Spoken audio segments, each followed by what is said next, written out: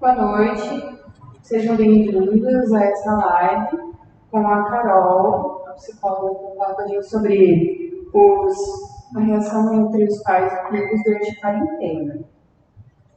Boa noite, eu sou Caroline, sou psicóloga, atualmente estou no doutorado em Ciências da Saúde, né? E eu sou mãe da Elis, que é aluna do colégio, estudando desde o ano passado.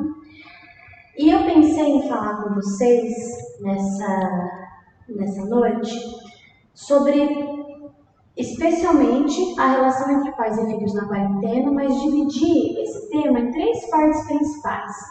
Então, primeiro seria falar um pouquinho do contexto que a gente está vivendo e como isso afeta a gente. Também falar um pouquinho sobre como isso afeta especificamente a relação com os nossos filhos. E aí, no final, falar sobre algumas estratégias que a gente pode usar, especialmente para conseguir estabelecer uma rotina, para conseguir ajudar nos estudos. E para pensar também na nossa vida como uma vida que precisa ser vivida nesse período de quarentena, né? Não é só um período de sobrevivência, é um período de vida. É um ano que está acontecendo. Então, eu pensei em, no final, falar um pouquinho sobre isso. No final, também, vocês vão poder fazer perguntas, já pode fazer, eu acho. Depois, essas perguntas vão ser passadas para mim. E aí a gente vai conversando, tá bom? Então, a pandemia, né? A pandemia Covid-19, ela tem sido um desafio para todo mundo. Ela tem sido um desafio para os adultos. Nem pensando ainda na nossa relação com os nossos filhos, né? Aumentaram muito as nossas preocupações com a saúde. Então, mesmo que a gente saia para trabalhar, mesmo que a gente precise ir ao mercado, à farmácia, muitos cuidados são tomados nesse período, isso já gera um padrão de ansiedade aumentado, né? Preocupação com a economia, com o que vai acontecer com o meu emprego, com como eu vou pagar as contas, o que vai acontecer com o aluguel, com o lugar que eu trabalho, com a sala que eu atendo, né? E também as preocupações de privação social, de isolamento social. Tudo isso já tem ocupado a nossa rotina, né? E aí, eu falar de um panorama geral seria muito complexo, mas eu queria elencar 3 questões principais que essa pandemia e a quarentena decorrente dela, né, tem levantado, tem evidenciado. Então, a primeira delas seria todas as mudanças. A gente tem mudança de rotina, mudança na rotina escolar dos filhos, mudança na participação religiosa, mudança nas pequenas coisas do dia a dia. A gente tem um grande contexto de mudança. E mudança sempre exige adaptação. E a adaptação gera ansiedade, tensão, medo, né? Então a gente fica sob controle desses sentimentos, e eles, mesmo quando a gente não descreve ou quando a gente não identifica, eles costumam estar presentes. Um outro ponto importante nesse contexto é o próprio isolamento social, né? É uma realidade nova e que exige menos convívio com os nossos familiares, com os nossos amigos. Às vezes a gente tinha um casamento, tinha uma festa agendada, uma comemoração, um momento importante para a gente, né? Afetivamente falando, e que precisou ser adiado, e que às vezes a gente não sabe se vai ser adiado de novo ou não. E aí vem o terceiro aspecto importante nesse momento, que são as grandes incertezas que nós temos. Então, a gente não tem certeza do que vai acontecer, não tem certeza de quais vão ser as medidas governamentais, não tem certeza da nossa situação econômica, que no Brasil a gente sabe que é muito frágil, a gente não tem certeza do retorno das aulas dos nossos filhos, né? Então é um contexto de grandes incertezas. E tudo pensando que eu só elenquei 3 aspectos desse contexto, né? Tudo tudo isso faz com que a gente tenha oscilações emocionais. Então tem um dia que eu estou bem, que eu acho que as coisas vão dar certo, que eu mantenho meu humor estável, que eu consigo fazer as minhas atividades. E tem dias que isso não acontece, que eu estou mais desesperada, mais ansiosa, às vezes eu não consigo nem identificar o motivo, né? E aí isso é muito comum e tem sido relatado com muita frequência, né? Então existe uma sobrecarga emocional dos pais. Então, estou pensando nos filhos aí, né? Em meio a essas preocupações que muitas vezes fazem a gente questionar se aquilo que a gente faz tem valor, se eu vou ter algum resultado no meu trabalho, ou o que eu posso fazer, né? Em meio a tudo isso, eu tenho a minha rotina, o que eu tenho que entregar no meu trabalho, os meus filhos, as minhas tarefas domésticas, aquilo que é ordinário, que é diário, que eu tenho que fazer sempre, né? E aí, então, dentro do cotidiano, estão os filhos. Os meus filhos estão em casa, né? A minha filha está em casa, faz mais de 3 meses. E aí? Eu sei que nesse período já houve uma grande adaptação dos pais, e eu sei que isso já gerou uma série de desgastes, né? E aí a gente vai falar um pouquinho sobre isso agora, tá? Então, ai meu Deus, além de tudo isso que já é suficiente, eu ainda tenho filhos. E eu tenho que dar conta dessas crianças. Eu tenho que estudar com elas, ajudá-las nas atividades da escola, mantê-las entretidas, intermediar os conflitos que elas têm e preciso viver a minha própria vida, né? E eu sei que isso exige muito. E aí os filhos, eles não são só coadjuvantes. Eles têm as preocupações deles, a privação social, eles têm a forma deles de enxergar o que está acontecendo. Eles têm a mesma oscilação de sentimentos que a gente tem. Então parece que tem dias que eles estão um anjo, né? São anjinhos, bonzinhos, tranquilos, que compreendem, que estão bem-humorados. E tem dias que você fala, gente, o que aconteceu? Né? Parece que foi um dia que não rendeu nada, que foi terrível. Os filhos têm os mesmos sentimentos que nós. Então isso que acontece com a gente também está acontecendo com eles, independente da idade. Mas principalmente os mais velhos, os adolescentes, as crianças mais velhas, conseguem conversar um pouquinho sobre isso. E é importante conversar um pouquinho sobre isso. Também vou falar mais sobre isso depois, tá?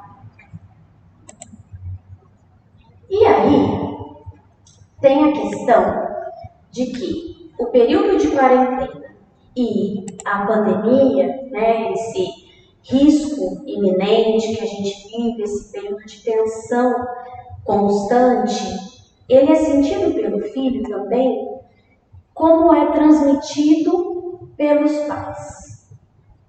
Nossa, poxa vida. Então, o que eu sinto, o que eu penso, o que eu falo, interfere em como o meu filho se sente? Com certeza, né? Ele é sentido pelo filho a partir do olhar dos pais. O que eu converso com os meus vizinhos, com a minha família, às vezes pelo FaceTime, né? O que eu converso com a minha esposa na minha casa, ou os comentários que eu faço, as notícias que eu assisto, tudo isso vem também influenciando como meu filho se sente. E a gente precisa entender que nós não somos super-heróis. A gente não vai conseguir resolver todos os problemas e todas as dúvidas dos nossos filhos. Mas a gente, nesse período especialmente, é modelo para eles de como tolerar essa situação, como lidar com essa situação. Por isso a conversa, o diálogo é tão importante, tá? Quando eu falo isso, talvez o pensamento que ocorra seja: então eu tenho que passar a transmitir tranquilidade para o meu filho, eu tenho que falar para ele que vai dar tudo certo. Mas se não é isso que eu estou sentindo, não é sobre isso que eu tenho que falar. é justamente sobre essa oscilação de sentimentos e estar tudo bem ter dúvidas, estar tudo bem ter medo, estar tudo bem ter incertezas em relação ao futuro, que tudo isso é o normal e que são sentimentos que eu preciso tolerar e que eu posso conversar sobre eles, né? Então, eu não estou falando de uma tranquilidade falsa. Eu estou falando de o diálogo e o espaço familiar se tornarem um lugar de segurança, onde o adolescente e a criança podem conversar sobre aquilo que eles sentem que precisam, que eles querem, que incomoda eles de alguma forma, tá?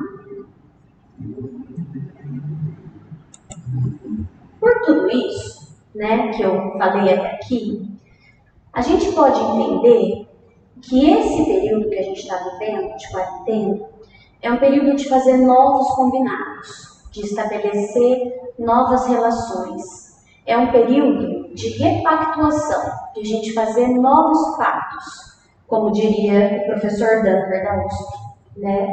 Então, não é um momento de tranquilidade e de certezas. É um momento de a gente observar o que tem acontecido e estabelecer novos combinados para melhorar o nosso convívio e a nossa qualidade de vida nesse período, tá bom? Então, o que a gente tem observado? Que a relação entre pais e filhos tem mudado. Se por um lado os pais estão cada vez mais próximos dos filhos porque é o ambiente social que o filho tem, quem eu tenho aqui perto de mim, que me escuta, que conversa comigo, que se importa com o que eu sinto, é o meu pai e a minha mãe, né? Às vezes os meus irmãos.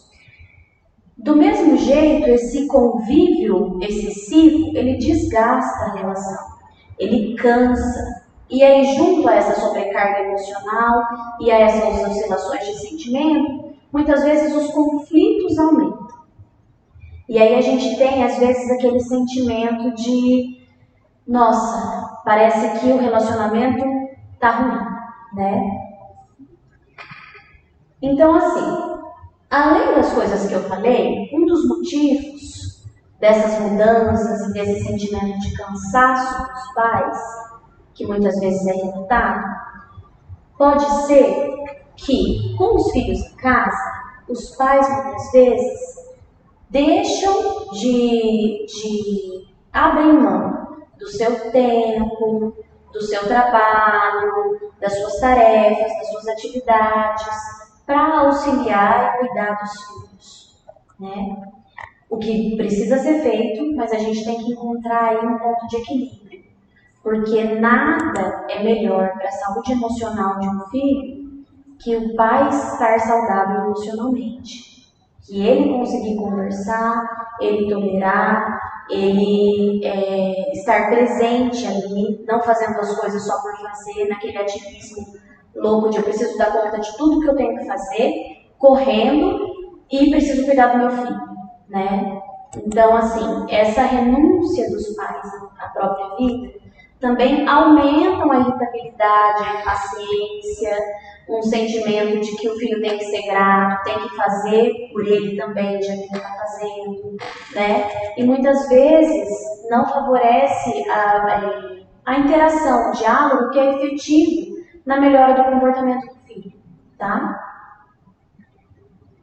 Bom, e uma outra coisa que pode prejudicar a relação entre pais e filhos é que, como nós nos habituamos a uma rotina ativista, em que a gente tem um monte de trabalho, um monte de atividade, o filho estuda integral, depois tem atividades extraescolares, quando a gente fica em casa, a gente sente que tem que manter o mesmo ritmo.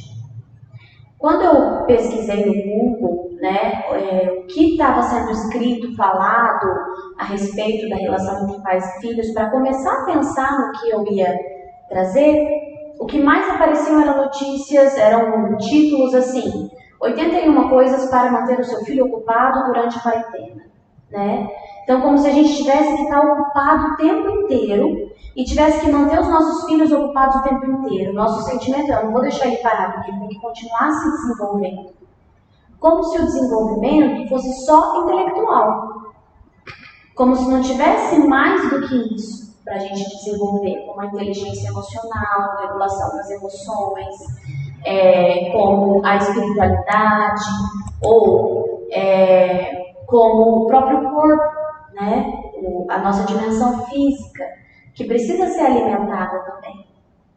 Então a gente vem desse ritmo, e aí, impor esse ritmo a uma situação de quarentena, isso é uma tortura, é muito frustrante, porque a gente não dá conta.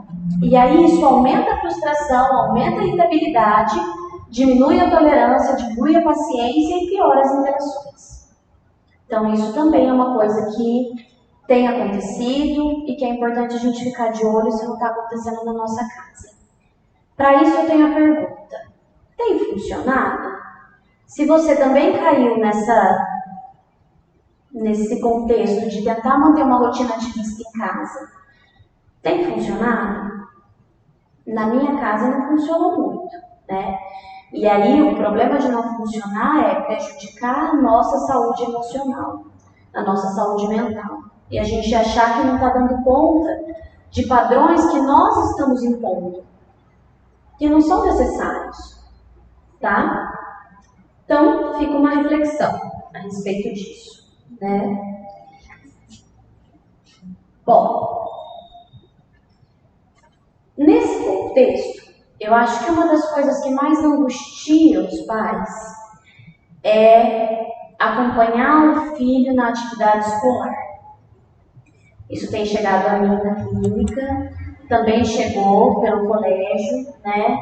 Acompanhar o filho nas atividades escolares pode ser muito desgastante.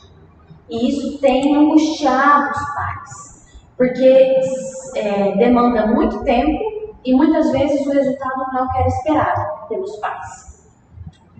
Aí eu acho que algumas coisas precisam ser consideradas, tá? Então eu vou pontuar algumas situações e a ideia é gerar reflexão, é a gente pensar a respeito do que a gente tem feito na nossa casa, tá bom?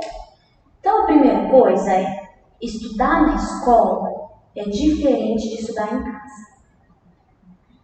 A escola era um espaço, um ambiente que selecionava certos tipos de comportamento. Então na escola eu tinha que fazer isso.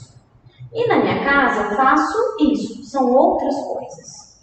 Se a gente pensar na gente, é a mesma coisa um ambiente de trabalho. Quando eu ia lá para o escritório, para a clínica, ou quando eu vou, eu tenho um tipo de comportamento. E na minha casa eu tenho outro tipo de comportamento. Então, o espaço físico da escola ajuda as crianças a identificarem os comportamentos que elas precisam ter em relação a estudar. E aí o que aconteceu? De repente, o espaço físico que elas têm para tudo é a própria casa. Então isso com certeza vai gerar uma alteração de comportamento, né? Primeiro ponto. Segundo ponto, aula virtual é muito diferente de aula presencial. É muito fácil também a gente entender isso se a gente olha pra gente, né? Quem fazia reuniões presenciais, viajava, ou fazia atendimentos presenciais e agora está fazendo isso online, percebe o quanto é diferente, né? Cursos, às vezes dava cursos presenciais, agora os cursos têm sido online. Existia mais interação na presença. E agora é muito diferente, de várias formas. Então exige outras funções cognitivas, né? E exige também outros comportamentos, outro nível de concentração, outro nível de autonomia. Antes o professor dava instruções sobre algumas coisas que agora na online já não cabe mais. Antes, o estudante via os amigos fazendo coisas que agora ele já não vê mais. Ele não tem mais modelo dos amigos. Opa, todo mundo pegou o caderno, menos eu dei uma viajada aqui e agora eu tenho que pegar meu caderno, né? Porque se distrair, os alunos, os estudantes, eles já se distraíam em sala de aula. O que acontecia era que os pais não acompanhavam isso, né? Os pais não estavam aqui para ver eles se dispersarem. Mas esse é um comportamento comum e que já acontecia, né? Então, são ambientes diferentes, são contextos diferentes e exigem habilidades diferentes. E aí a gente precisa entender isso para a gente poder tolerar as variações de comportamento que os nossos filhos têm ao estudar. Porque essas variações vão acontecer, porque é outro contexto, tá bom?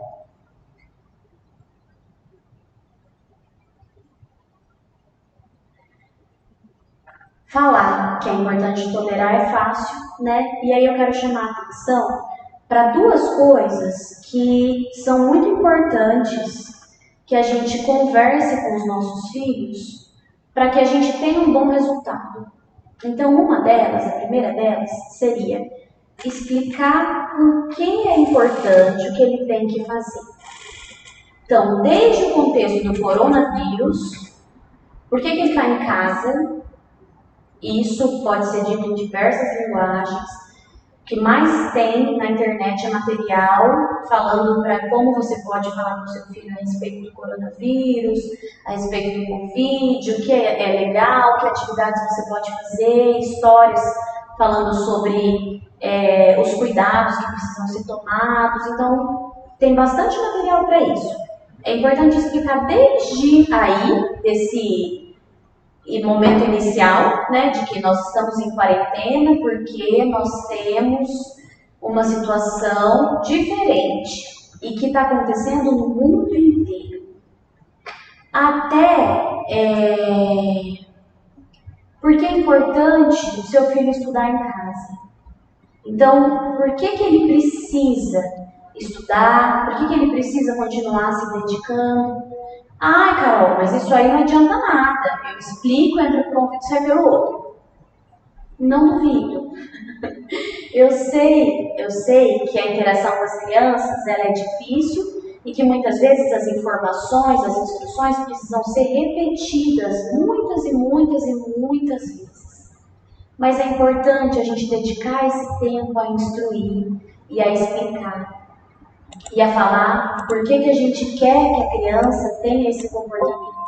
Porque ele é importante para ela, né? E um segundo ponto que é muito importante é lembrar que o seu filho tem sentimentos como os seus. Ele vai ter dias melhores e dias mais difíceis, tá? Então vai ter dias que ele adere bem, que ele faz bem, e aí você pode elogiar bastante ele nesses dias. E vai ter dias que ele não tá com essa vontade, ele tá com humor. A gente não se sente assim com o trabalho também? Ou com as coisas que a gente precisa estudar, dias que a gente está mais disposto e dias que a gente está menos. Isso também vai acontecer com eles, tá? Então, eu acho que é muito importante a gente pensar em como estabelecer uma rotina que facilite os estudos, o comportamento de estudar da criança. Isso é possível ou não é possível? O que já foi tentado em casa? Quando a gente faz uma live é difícil, porque eu não, nesse contexto eu não consigo interagir, eu não sei o que já foi tentado, o que não foi tentado, o que tem sido feito. Mas sim, é possível, né? Eu vou falar algumas dicas para a gente conseguir estabelecer uma rotina de estudo que pode ajudar, tá bom? Então, e não só de estudo, né? Uma rotina na vida. Vamos falar um pouquinho sobre rotina. A rotina, ela é importante porque ela faz a gente se sentir seguro, ela reduz a ansiedade à medida em que a gente tem controle sobre as coisas pequenas do nosso dia a dia, né? Ela dá um sentimento de estabilidade, ela ajuda a gente a não procrastinar atividades e a não deixar um monte de tarefa acumulada para fazer em um momento só, né? ela ajuda os pais a organizarem a vida. Então, é importante a gente ter rotina. Mas a rotina que eu vou ter na quarentena não é a mesma que eu tinha antes da quarentena. Por quê? Porque tudo mudou. Eu estou até agora falando isso. Tudo mudou. Eu não vou conseguir ter a mesma rotina, né? Se a gente olhar pra gente vai ver que a gente flexibilizou o horário, a gente começou a acordar um pouco mais tarde, ou um pouco mais cedo, ou enfim, alterou algumas coisas para dar conta de tudo que tinha para fazer. E a mesma coisa vai acontecer com a rotina de estudo dos filhos. Então, eu poderia dizer que a gente vai ter uma rotina da quarentena. É uma rotina para esse período, que vai dar certo nesse momento, tá?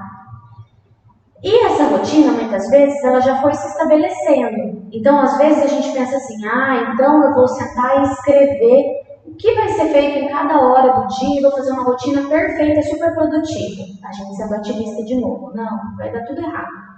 Se você já tem uma rotina, se você já tem um horário mais ou menos que você acorda, um horário mais ou menos de alimentação, de fazer a refeição, o horário que seus filhos estudam, o horário que você consegue trabalhar, a rotina vai ser essa. Ela vai ser muito semelhante ao que você já tem. O que você consegue fazer é aperfeiçoar, é mudar algumas coisas nela, desde que sejam coisas possíveis. Se você tentar estabelecer uma rotina muito puxada, você só vai aumentar a frustração, a irritabilidade, tá? Então precisa ser uma rotina que permita uma certa flexibilização e que se adeque a esse momento que você está vivendo com crianças em casa, com trabalho para fazer e com tudo que você tem no seu dia a dia que você tem que dar conta, tá?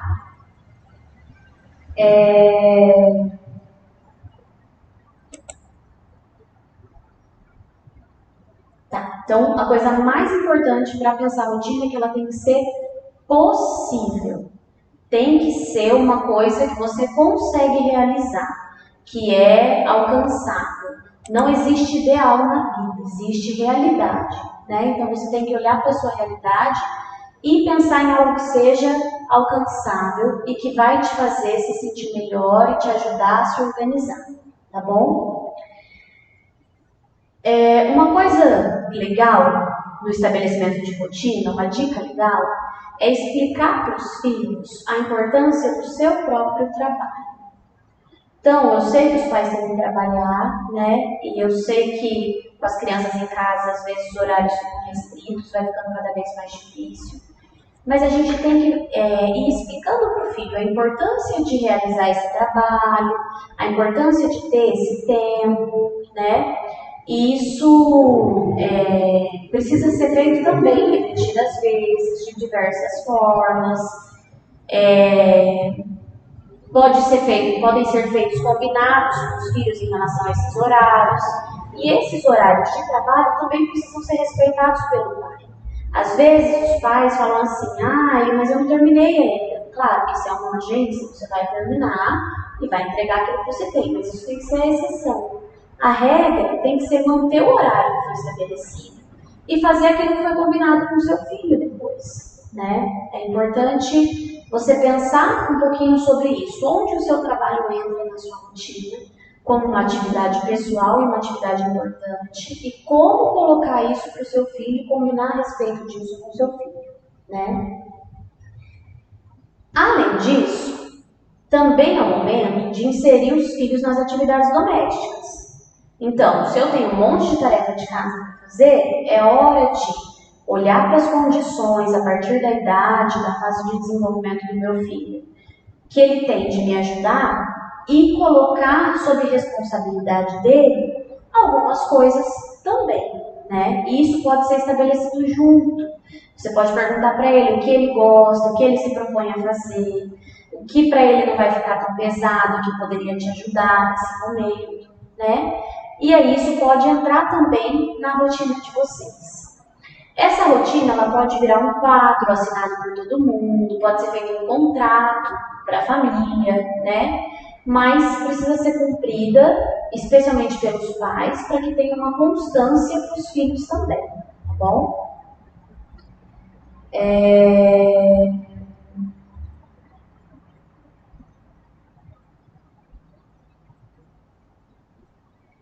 Pode ajudar no estabelecimento da rotina, organizar um espaço de estudo e trabalho.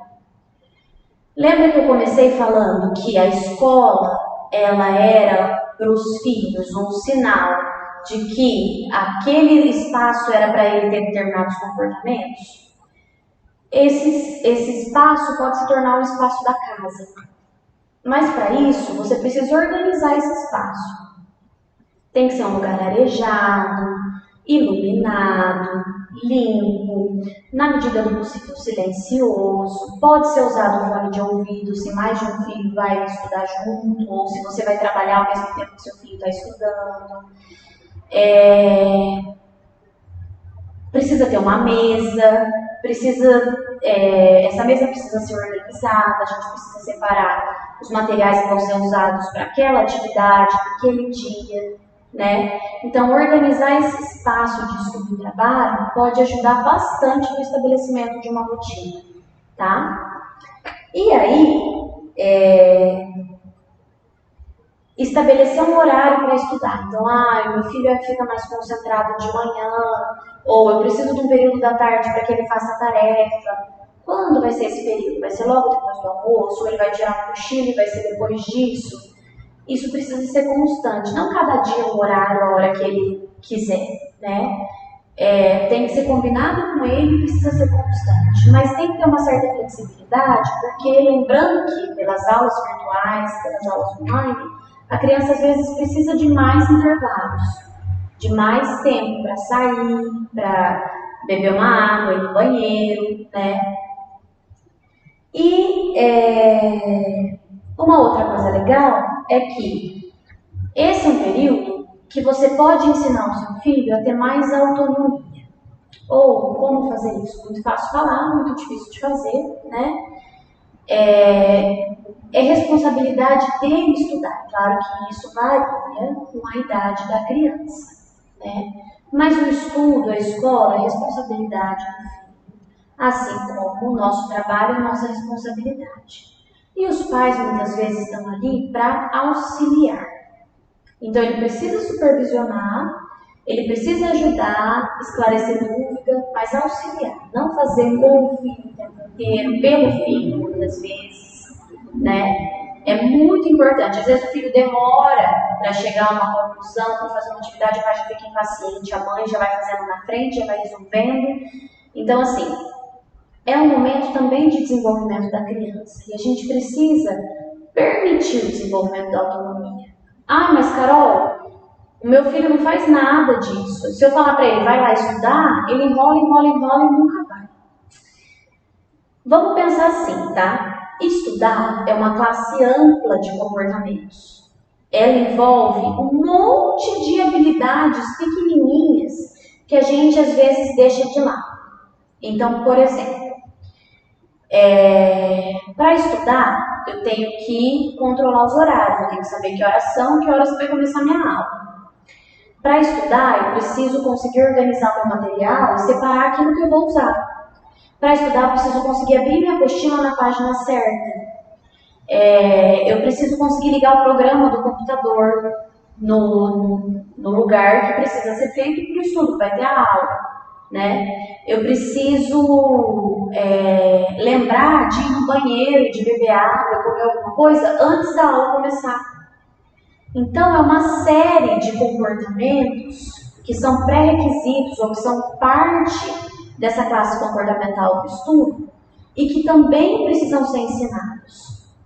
Uma coisa que pode ajudar é sentar, você pode sentar e colocar no papel todos os comportamentos que seu filho precisa ter para ter um período de estudo efetivo, para dar conta do que é estudar, né?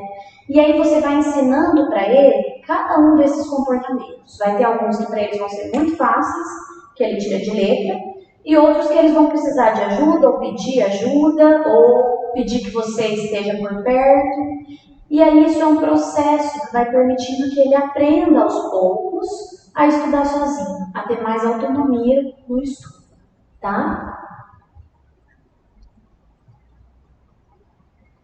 Uma outra coisa, né, é que é importante que a criança tenha nessa rotina um tempo para brincar. E brincar não precisa ser uma atividade dirigida. Pode ser só um tempo de brincar, tá? Se os pais puderem brincar com os filhos, melhor ainda, vai ser ótimo, essa criança vai amar. Lembrando que nós somos a maior fonte de prazer e de vivência social da criança nesse momento, né? Então, e aí uma coisa bem legal de pensar é que essa brincadeira, de preferência, não seja nas telas, no iPad, no computador, no celular, porque isso é o que a criança está fazendo o dia inteiro e a gente também, né? A gente está trabalhando o tempo inteiro no computador, está o tempo inteiro no celular, então que seja fora. Talvez seja a hora de resgatar algumas brincadeiras, jogo de tabuleiro, mãe da rua colorida, batata quente, depende da idade da criança, claro, passa-anel, brincadeiras de correr, adivinhar a música, continuar a história, começar uma história e continuar a história, né? Cortar, colar, pintar junto, desenhar, fazer coisas de sucata, enfim. O que os pais tiverem e gostarem de fazer também, é legal que seja feito, que sejam momentos gostosos, prazerosos e de brincar. A criança também aprende muito enquanto ela brinca.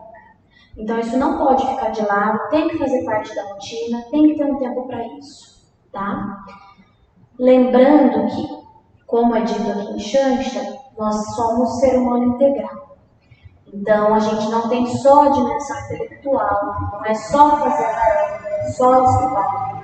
A gente tem a dimensão afetiva, a gente precisa alimentar o afeto com os avós, a madrinha, os amigos da escola, né?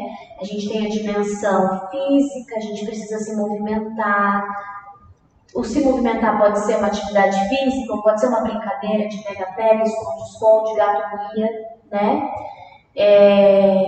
Cuidar da nossa alimentação, cuidar do nosso sono. E a gente tem a nossa dimensão espiritual, que para quem é católico, cristão, também envolve o nosso contato com Deus, o nosso contato com a gente. O olhar para como eu estou vivendo esse momento, o que eu estou aprendendo sobre mim, né?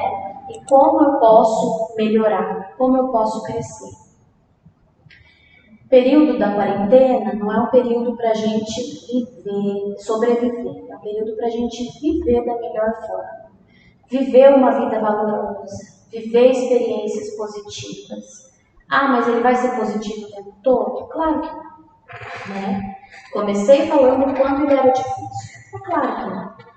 Mas é importante que a gente viva, que a gente promova esses momentos de interação positiva, esses momentos inesquecíveis, que a gente aproveite essa oportunidade de estar com as crianças em casa, tá? Se está muito difícil manter uma interação positiva com os filhos em casa, eu vou dar uma ideia e vou encerrar por aqui, tá bom? Uma coisa que dá para fazer é uma caixinha com os filhos, ou com o marido, com a família, com quem mora junto, né? Senta, faz uma caixinha e aí todo mundo anota no papel ideias de coisas que gosta de fazer junto. E aí, uma vez por dia, vocês tiram o papelzinho, porque eu já atendi mães que falam assim: Carol, eu tento fazer as coisas com meu filho, eu tentei fazer bolachinha de nata, eu tentei fazer isso, mas ele não quer fazer nada, ele só quer ficar no videogame. Tá, quem gosta de fazer bolachinha de nata? É a mãe, né? E o filho? O que ele gosta de fazer? Então, é legal que cada um tenha a sua vez de pedir aquilo que gosta. Se o filho vai fazer a bolachinha de nata com a mãe um dia, a mãe vai jogar o videogame com o filho um dia, né? E aí é legal que a família toda participe, que cada um tenha a sua vez de dar ideia daquilo que gostaria de fazer, e uma vez por dia vocês fazem uma atividade que seja prazerosa, que seja gostosa, que seja descomprometida. Pode ser no período da noite, pode ser de manhã, quando for mais confortável, dentro da rotina de cada um, né? Eu acho que é isso, gente. Nesse momento, agora, as perguntas. Desculpa falar tanto. Por enquanto, nós não temos ainda nenhuma pergunta aqui pelo Facebook. E se o pessoal puder encaminhar, né, algumas perguntas. Isso, se alguém tiver alguma dúvida, quiser conversar sobre algum tema específico. Também tem algumas questões, né? Eu até perguntei para você. Quando tem muitas mães até que a gente conversa, que são daquele colégio mesmo, e aí elas falam, eu preciso ter um momento meu, estou pensando, além de fazer um trabalho, ter um momento com meu filho, e eu como pessoa, como é que eu posso arranjar um tempo para fazer algo que seja meu? Quando isso ocorre? É uma ótima pergunta. Eu acho que é realmente do interesse de todo mundo, como eu falei, a gente não ter a nossa própria vida, né, a gente se dedicar o tempo todo aos filhos, é um dos motivos de maior irritabilidade e estresse relatado pelos pais, né? E a gente precisa ter esse tempo. Então, se é um período de autocuidado e eu não tenho como dividir, por exemplo, a primeira sugestão que eu daria é dividir o tempo entre os adultos. Então, o pai vai ficar um pouco, a mãe vai ficar um pouco, quem é adulto na casa, às vezes até a avó, né? Divide o tempo dentro do que é possível para que todo mundo possa ter um momento seu. Não dá, eu sou sozinha, meu marido viaja, né? Enfim, tem outra condição de vida. Então, uma sugestão é inserir o filho nesse momento prazeroso para você. Então, eu quero ter uma rotina de autocuidado, tomar um banho demorado, passar um hidratante, cuidar do meu cabelo. Coloca o seu filho para fazer isso com você, se ele quiser. Ou combina, se ele é mais velho, combina com ele que é um tempo que ele vai assistir um programa que ele gosta da TV, que ele vai, enfim, faz um combinado de um tempo que você vai ter para você e que ele vai fazer uma outra coisa, né? Quando a gente tem muitos filhos, vai ficando mais difícil. Eu sei, eu entendo perfeitamente. Mas também dá para pedir para os mais velhos ajudarem, para cuidar um pouco dos mais novos. Dá para estabelecer assim, não dá para fazer isso todos os dias, mas 2 dias na semana meu marido pode ficar com as crianças. Então 2 dias na semana você vai fazer isso, né? É importante mesmo a gente manter esse momento nosso, é importante e é mais do que isso, assim, é necessário. E aí a gente precisa tentar arranjar, como eu falei, fazer novos pactos, para que a gente consiga dar conta. Assim, no Instagram nós temos uma pergunta, deixa eu só verificar aqui rapidinho. Pedir ajuda, gente. Eu sei, principalmente para as mães, como é difícil pedir ajuda. Mas é o momento de a gente pedir ajuda e se ajudar, viu? Expressar realmente como a gente está se sentindo. A Cássia pergunta como aliviar a sobrecarga daqueles que passam tempo integral com a criança. Então, entra mais ou menos nessa pergunta. Pede ajuda para quem está com você. Para você ter um tempo, você fecha o seu quarto e faça as suas coisas. Leia o livro que você gosta, cuide do seu cabelo, da sua pele, faça aquilo que você tem vontade de fazer. Assista um episódio de uma série. Mas a gente precisa se comunicar e pedir ajuda para as pessoas que estão com a gente, que estão por perto, que podem ajudar. Manter a nossa saúde mental, né, a nossa saúde emocional, é a melhor forma de ajudar os nossos filhos. É mais importante para a criança ter um pai saudável do que ter o melhor desempenho na escola. Também outra dúvida aqui é que a maior dificuldade é quando há dúvida e os pais não sabem como ajudá-lo na matéria. Isso é muito importante, né? Também, falando de estudar com os filhos em casa, Bom, a escola, ela tem uma estrutura para amparar os pais e os alunos, antes e os estudantes, né? Antes a escola assumia toda a responsabilidade de ensino. Agora, essa responsabilidade acaba sendo dividida.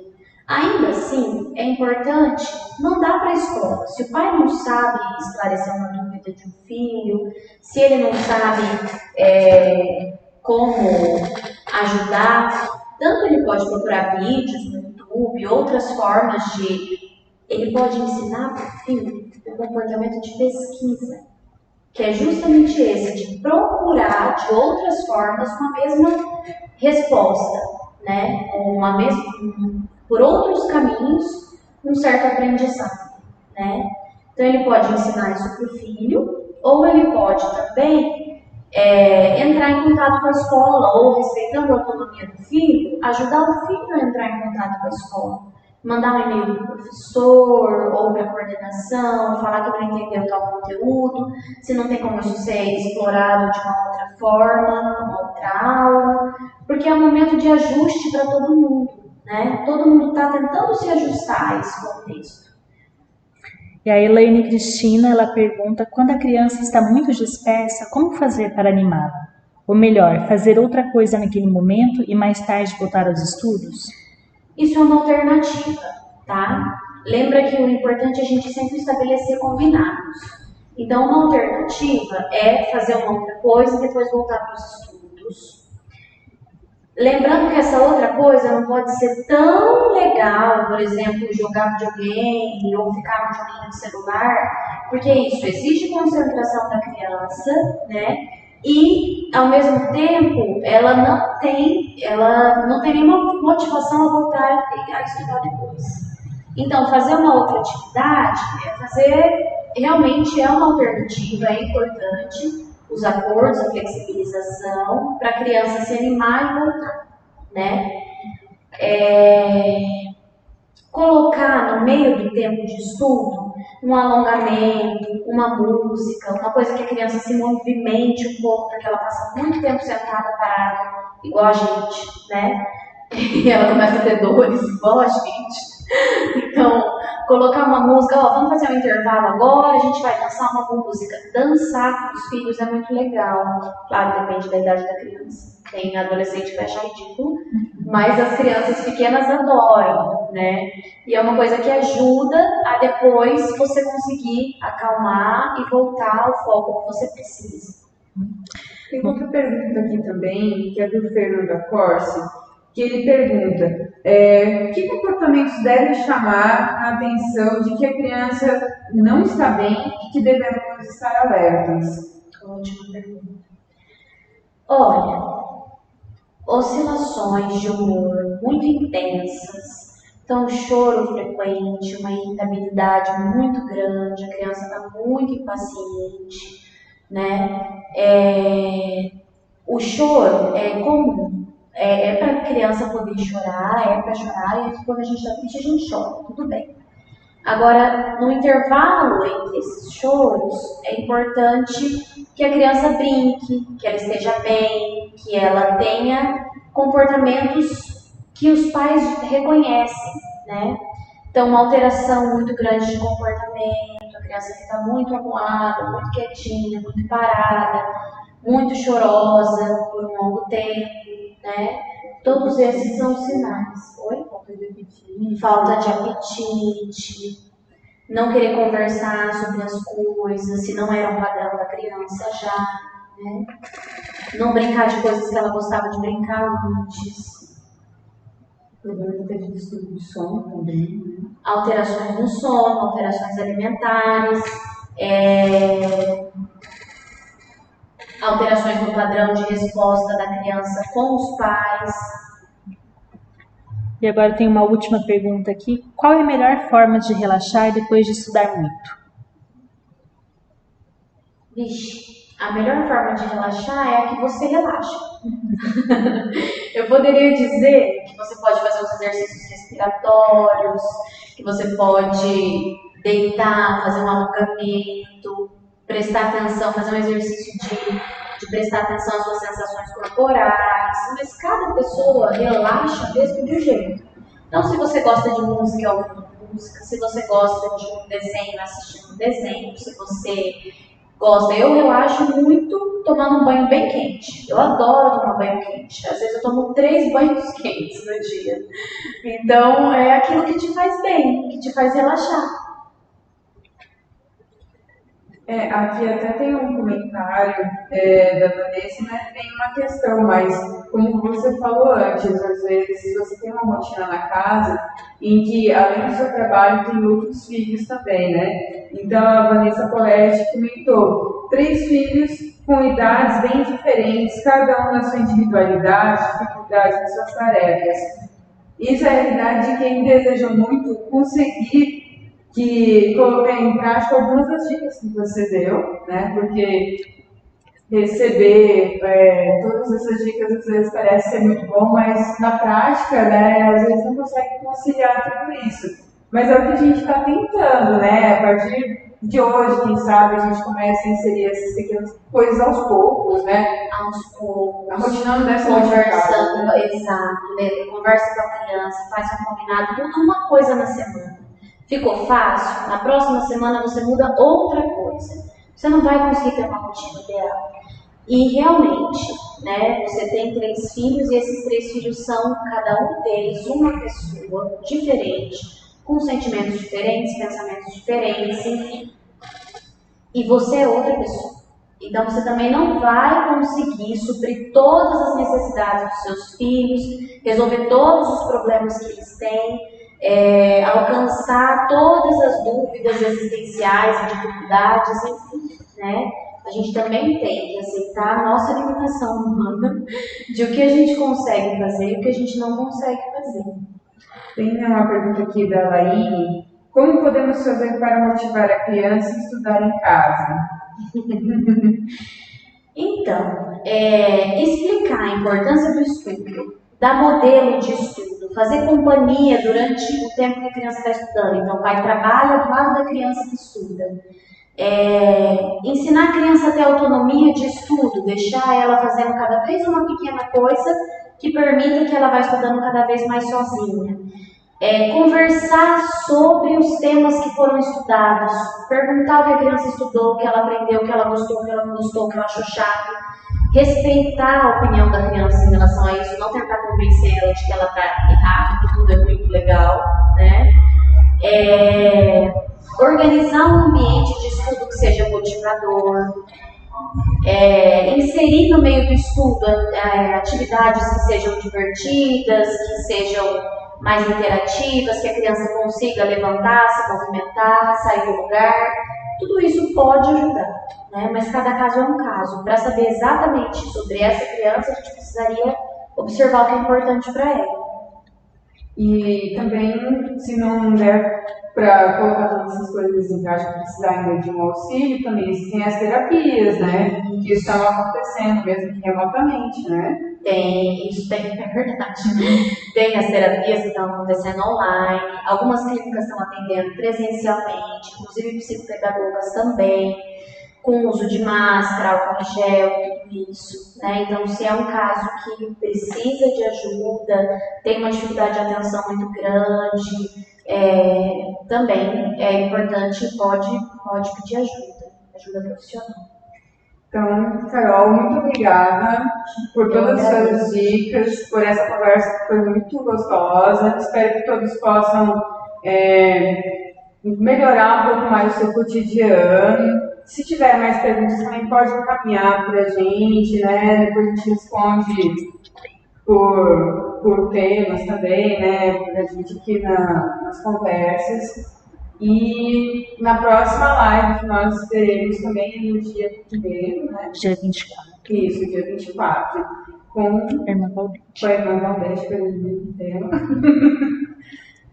E a gente vai encaminhar nas próximas postagens, mas nós temos mais 2 lives ainda também. E fiquem atentos, nos acompanhem.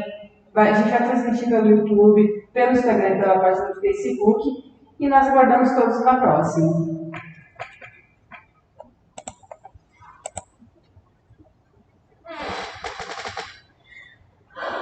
Falei,